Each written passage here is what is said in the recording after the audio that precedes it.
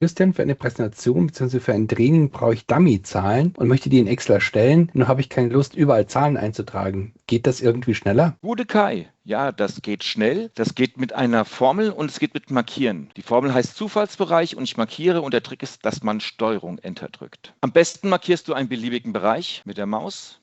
Achte darauf, dass immer eine Zelle ist weiß. Nicht mit der Maus reinklicken, diesen Bereich zu lassen.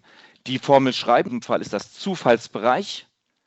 Mit Tab bestätigen, Zahlen zwischen 1 und 100 und du brauchst die schließende Klammer schon gar nicht. Und statt Enter, dann würde es jetzt nicht ausfüllen.